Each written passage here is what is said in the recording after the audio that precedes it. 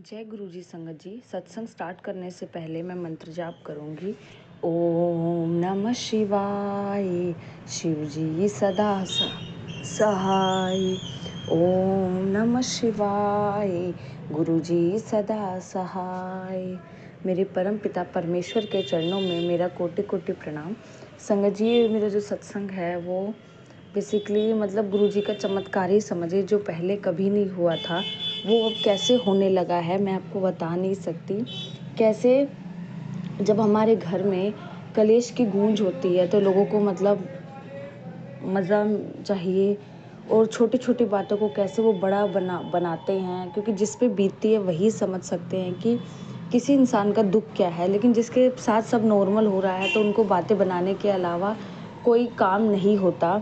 और गुरुपा ही जानते हैं कि किस फैमिली में कितनी प्रॉब्लम्स है, और कौन कौन चीज़ों को जानबूझ के करता है, और किस इंसान के साथ ये सारी चीज़ें बीत रही हैं कि ब्लैक मैजिक के कारण उसका पूरा बिहेवियर ही चेंज हो रहा है। यानी कि ब्लैक मैजिक ऐसी भी चीज़ें होती है कि इंसान की पूरी पर्सनैलिटी को वो चेंज कर देता है। मतलब जैसा वो इंसान है उसके नेचर को एकदम अपोजिट कर देता है वो। मतलब जैसे कोई शांत इंसान तो उसको इतना गुस्सा वाला बना देगा कि एक इंसान को दूसरे इंसान से नफरत कब हो जाती है तो पता नहीं चलता।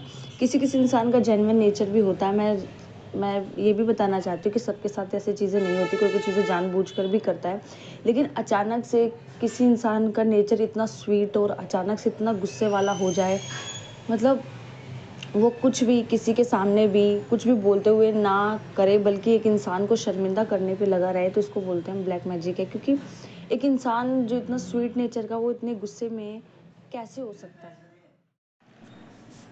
तो संगत जी, कैसे बिहेवियर को मतलब एक इंसान का जो नेचर है उसको बिल्कुल ऑपोजिट करता है। और जैसे कि एकदम जो स्वीट नेचर है किसी इंसान का, वो सबके बारे में सोचता है, और उसका नेचर एकदम ऑपोजिट हो जाए तो ये बहुत ज़्यादा सोचने वाली बात होती है कि क्या होता है। तो मैंने देखा कि मेरी फैमिली में जो मेरी छोटी वाली बहन है वो मतलब ऐसा होता ना कि एक इंसान से गुस्सा है तो ठीक है, लेकिन खुद के घर वालों को बुरा बताना बहुत ज़्यादा और दूसरों के बारे में प्रशंसा करना, तो ये थोड़ी अजीब बात है। जिन्होंने उसके साथ गलत किया हो उनकी तरफदारी करना, उनको वो समझ मतलब गलत को वो सही समझना और सही को गलत समझना। और जैसे मतलब घर में जो सबसे ज़्यादा क्लोज मेंबर है उसके उसी को सबसे ज़्यादा परेशान करना, बहुत ज़्यादा चीज़ें मतलब अजीब अजीब से करना, मतलब बहुत ज़्यादा चीज़ें अजीब अजीब से करती थी वो। मतलब अपनों को मतलब बहुत ज़्यादा परेशान करती थी, उल्टा सीधा बोलती थी। बल्कि जो उसके सबसे ज़्यादा क्लोज है उससे जुड़े हुए जितने भी लोग हैं वो उन सबको परेशान करती थी बहुत ज़्यादा, अपने आप ही मतलब मानती नहीं थे। तो मैंने देखा बहुत ज़्यादा मतलब वो मतलब गुस्सा कर रही है, छर सारी बातों को अपने आप मतलब ज़ोर ज़ोर से, एक सिंपल सी बात को इतनी ज़ोर ज़ोर से चिल्ला चिल्ला के बोल रही है। वैसे तो नॉर्मली इतना तेज़ वो नहीं चिल्लाती है, कुछ भी बोल दो उसको शांत रहती है, मतलब नहीं बोलती इतना। लेकिन कभी कभी वो इतना एंगर इशू हो जाता है उसको, इतना ज़्यादा वो गुस्सा करती है, इतनी ज़्यादा चीज़ों को मतलब कभी कभी पहले होता था लेकिन आजकल बहुत ज़्यादा होने लग गया है कि वो चीज़ों को मतलब बहुत ज़्यादा मतलब जो मन में आता है उसको वो बोल देते हो। सोचते भी नहीं कौन है, मतलब सभी के इतनी बातें इतनी बुरी बुरी बोलती कि इंसान को वो हर्ट भी कर सकती है। मतलब है वो बहुत छोटी है, वो मतलब 18, मतलब इतनी भी छोटी नहीं, लेकिन 18 ईयर्स की है वो, मेरी छोटी सिस्टर। और मतलब बड़ों को वो देखती नहीं कि उसको कैसा लगेगा, मतलब जो मर्जी वो बोल देती है। मतलब इतनी बात बोल देती है कि इंसान को इतना परेशान करते हैं, मैं आपको बता भी नहीं सकती।